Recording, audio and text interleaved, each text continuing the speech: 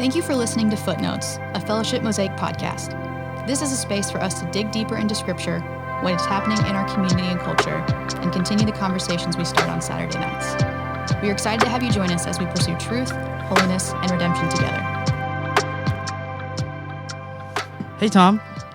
Hey, Kyle. Good to see you. Thanks. Good to be here. Hey, for those who are joining us for the first time, this is Footnotes, and this is our Fellowship Mosaic podcast that we do. Just to really, what we do is recap the week previous. So we'll talk about things that happened or specific sermon points. And this week, we have a bonus episode from one of my favorite people in the church. Don't tell Josh Raines that I said that, because he's my other favorite person.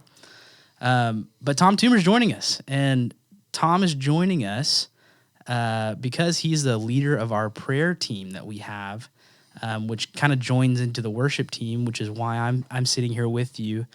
And if you guys know Tom, you know that it is a gift to know him and to experience him leading you in worship as he talks with you, which happens often with me. So, Tom, why don't you tell us a little bit about your story?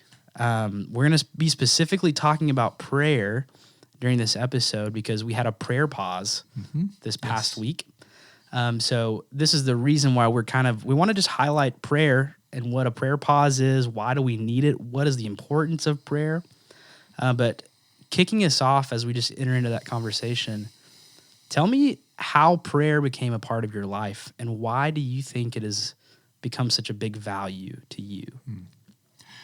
Wow, I've got to go a long way back as I think about that. I came to Christ as a freshman in college, and then I met the navigators whom I work for now when I was a junior.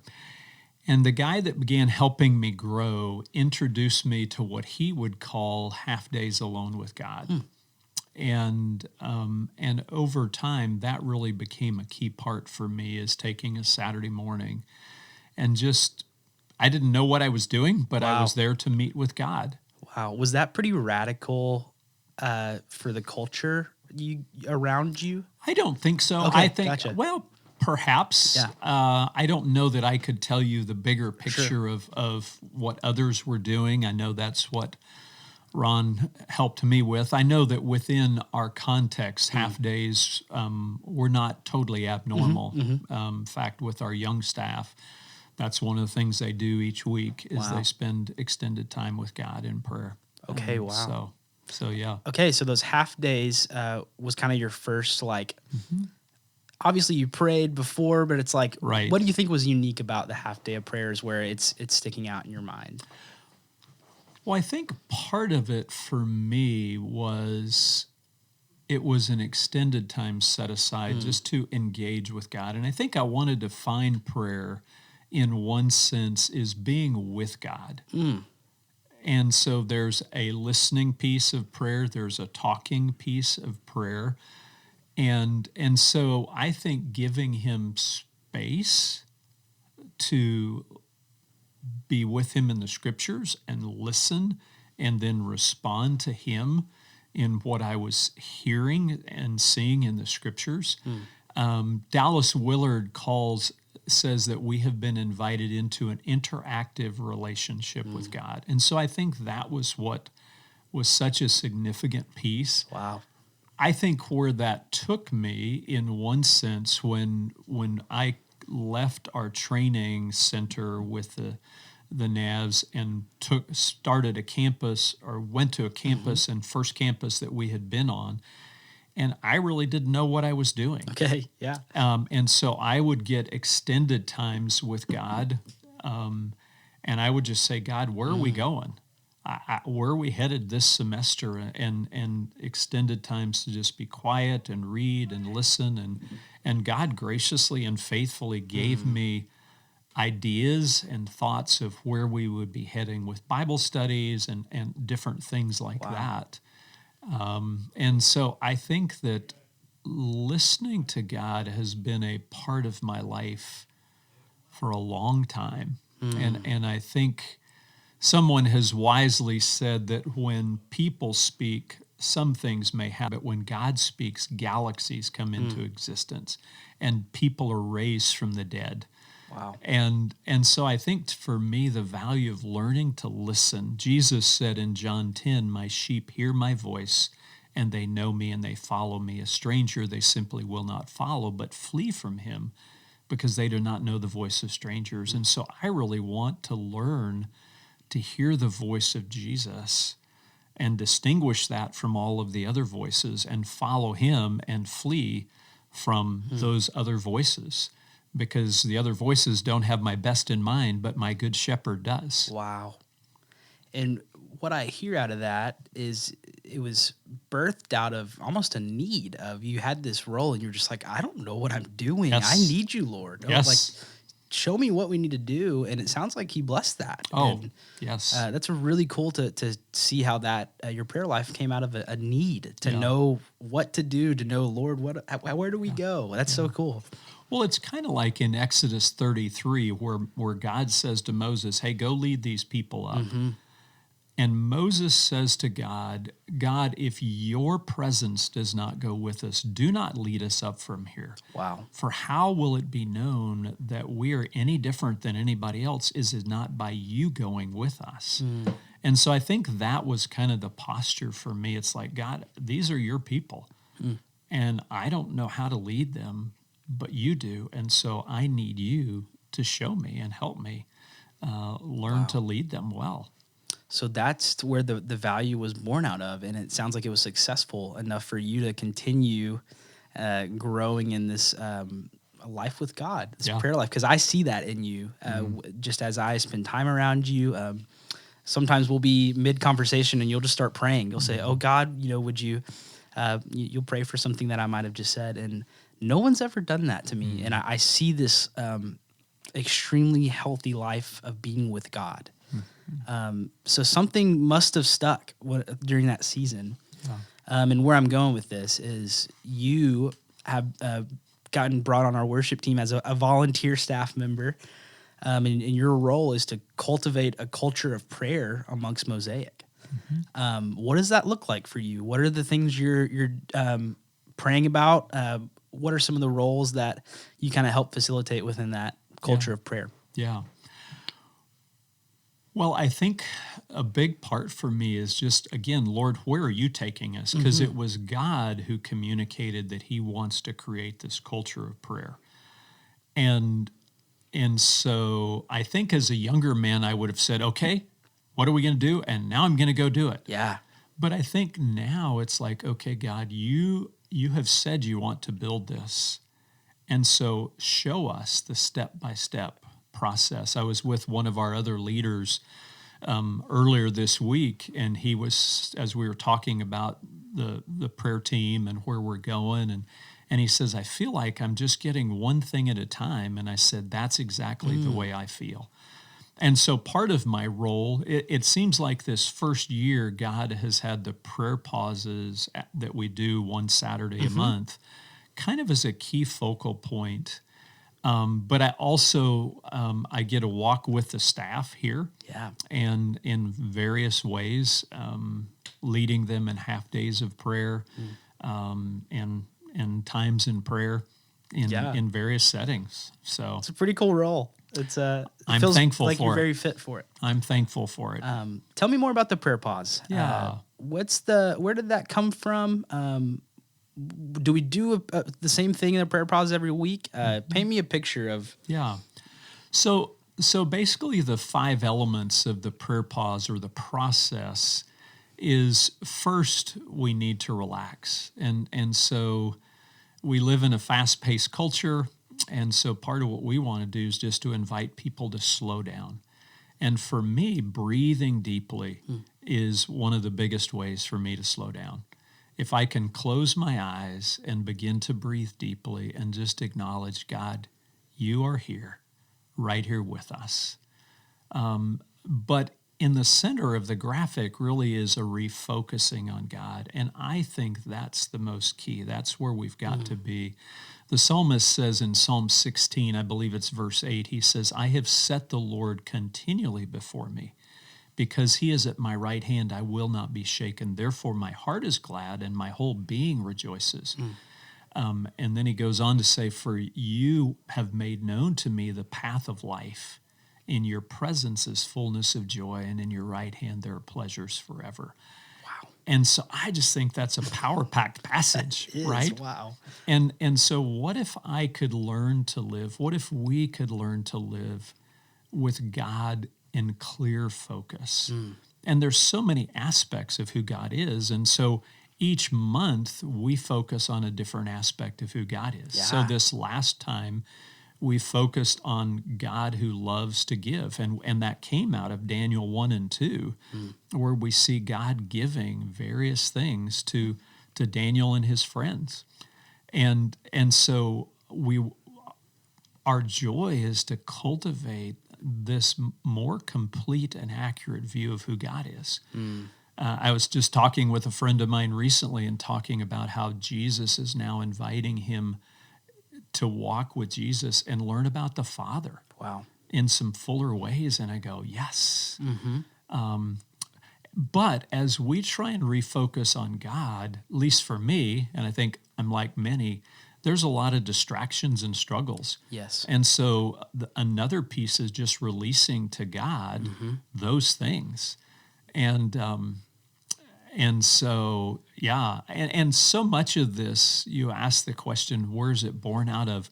These things have been born out of just the process God has walked me through. Wow. And with that, a fourth piece, a fourth R, is to receive. In John 1, I believe it's verse 16, it says, of Jesus' fullness we have all received, grace upon grace, or one blessing after another. And so God, again, is a God who loves to bless. And so we've got to learn to open our hands and receive, open our hearts to receive what God has for us. And so part of that is listening. God, what is it you want to give me? One of the things I often pray, because Jesus said it, he says, I want my joy to be in you and your joy to be made full. And so it's like, Lord, I want to receive this joy that you want to give. Or he says, my peace I give to you. Lord, I need your peace right now. Yeah, it reminds me of a practice you kind of lead us through in some of our worship meetings of where we call it release and receive, where we'll start our meetings. They're usually Wednesday mornings, midweek. There's a lot of stuff that's happened so far. There's a lot of stuff that's going to happen. So I've found myself that I'm just pretty anxious in those moments. And the first time we did this as a team, it was just so powerful because it was a really special way of praying together. But what we did is we said, God, I release this to you. And we all prayed things we were releasing. And then we came back around and we said, God, I receive this from you. And it's easy to release things to God sometimes, for the most part. But the receiving part, that is powerful. I think it's beautiful. So it's just been a great practice for us. And it's really serves our team. Yeah.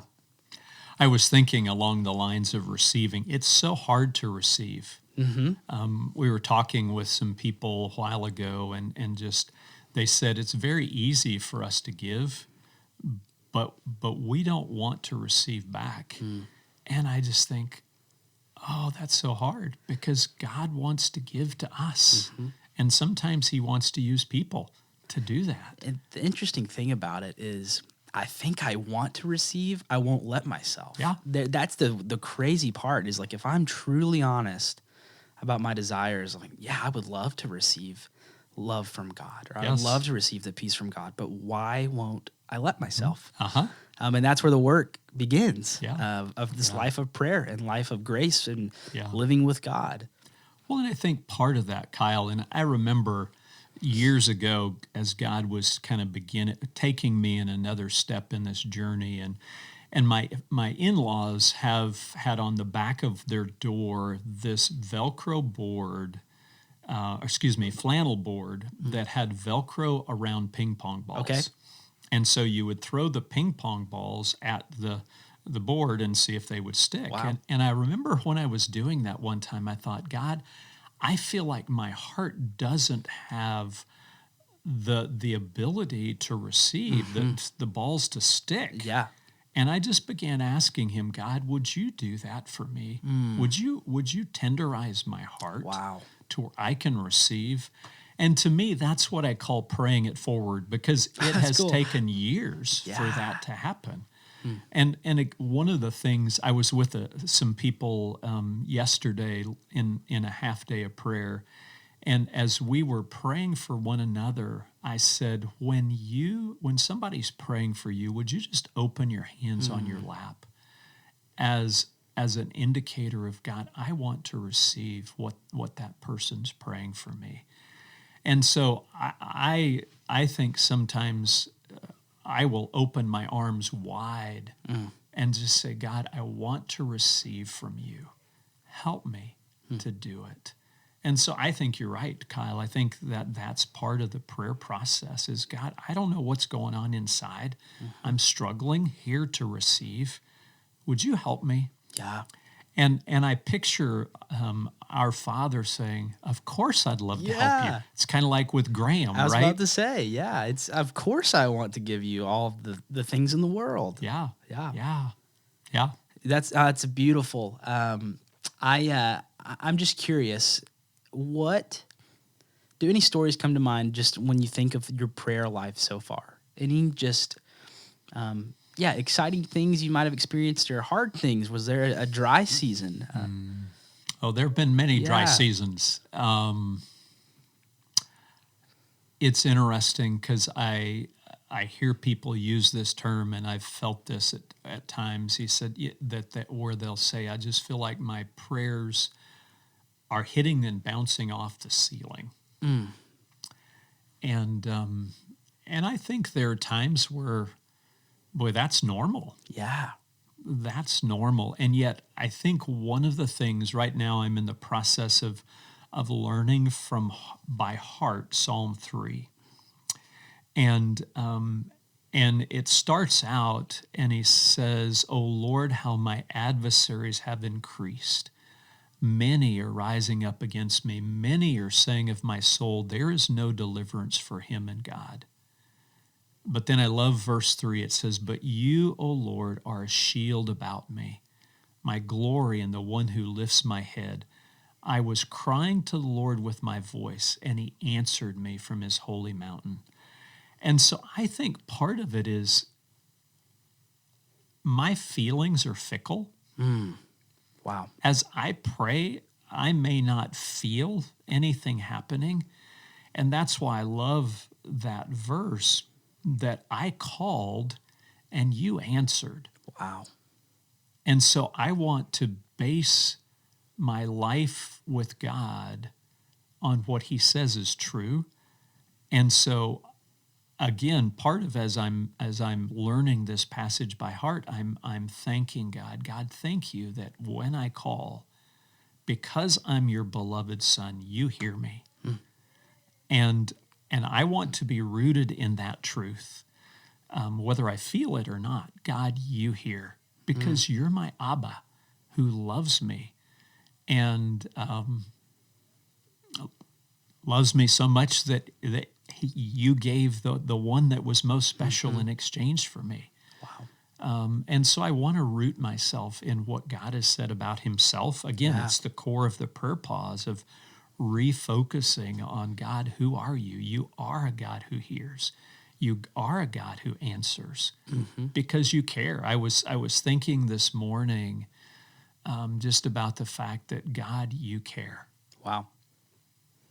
And that brings great peace. It brings great joy. My heart is warmed by the fact that you care. Wow. And so part of the release piece even is based off of 1 Peter 5:7, which says, casting all your anxiety on him because he cares for you. And so as a I'm not even sure the wording to use, but I can give them these things to him because he cares. Yeah. It's not a burden to him to take those things away. Yeah. It's that perspective of like really the work is within us, and it's not God holding himself back. We're not waiting for him to show up. He's here. Yeah.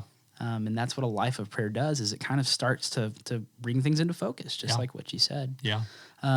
Thank you for saying that too, just about those seasons of when you're praying and it just feels like dry. And obviously prayer is more than just asking for things and not getting the things we want. It's when you want to connect with the Lord and you feel like you can't. You have those dark nights of the soul. And that's just a normal part of our spiritual journey. But what I hear you saying is that it's worth it to continue to be consistent in the practice of praying. Yeah. Well, and I think there's so many aspects of prayer, right? Yeah. And I think for me, one of the most significant ones is thank you. I hear you say that often. Yeah. Yeah. Wow. Because, and I was reading something online the other day just about the value of thanks and how it really makes a difference. I'd love to talk to Gary Oliver about Yeah. neuroplasticity and how saying thank you really affects us. Truly. But it's new wirings. And so I think that's been one of the practices that I have tried to do each morning as I begin is, God, what can I tell you thank you for this morning? Thank you for a night's sleep. Maybe it wasn't the best, but thank you that I got sleep. Thank you that you will strengthen me today. Thank you for the sunshine and for the blue skies. Yeah. And so I find that as I say thank you, it opens my heart up to him, and I begin to see him in the various things that he's done. I was talking with a friend of mine years ago, and we talked about giving thanks, and so he started doing that. And his comment to me as we talked one time was, he said, the more I tell God thank you, the more I realize I have to be thankful for. Wow. And I just, that thought just hit me. It's like, wow. And so I would say if when we're struggling, what if we began to say thank you, even for the hard things? I mentioned in the prayer pause this last week the one of the pictures of horses in a field, and that was a promise that God gave me, is that he would bring us into a broad place. But that was in a time of hardship and deep, deep pain and rejection. But beginning to thank God that, God, you are in this, and you have promised me that you'll bring good. And I feel like I'm living in part of that space now, getting to lead prayer pauses and getting to be a part of the team, the prayer team. Yeah. I just feel like it's part of God's promise. I was thanking him for that this morning. What a even. gift. Yeah. And as we kind of start to wrap, tell us about the prayer team. What is the prayer team, and how do people get involved in the prayer team? Well, I would say if you want to learn more, please get a hold of me. I would love to sit down over coffee and just talk about it. Boy, the prayer team is involved in so many things. Yeah. I think some people think, well, it's just what we do after service on Saturday that we're available to pray with people and things like that. But we actually have groups of people. We call them triads that are praying for each one of the team leads. Yeah. We also have a team that prays for the services on Saturday night. And we're beginning to birth even bigger things. Yeah. You guys just started the kind of we call it a 5-2-1 process for planning and dreaming, and essentially where you ask the Lord, okay, God, 5 years from now, what do you want the prayer team to look like? And you guys started that this year. So that's exciting. Yeah, it is. And just to kind of see, because part of what we want to do is develop a class on prayer to help people who say, man, I really want to grow in prayer. And so we want to provide that. We've also got a team that is going to be broadening out. What are we praying for? Wow. And so, lots of things that God is birthing. And again, within the staff at Mosaic, praying together with these teams. It's fun to see how God is continuing to grow a culture of prayer here at Mosaic. I agree. Tom, this is a gift. You seriously are a huge part of our body, and you serve our people well. And I have reaped lots of the benefits of your time with the Lord, and it's led me in worship. So for those of y'all who've heard me say it before, I'm sorry, but I always call Tom the best worship leader at our church because he leads us in worship as he sits across the table from you and sips coffee. So take him up on that coffee time. Always pointing us to the Lord. But Thanks. yeah, absolutely. Thanks for listening to this bonus episode of Footnotes. We're excited about what the Lord's doing in our prayer team, and we'll see you next week. Thanks for listening.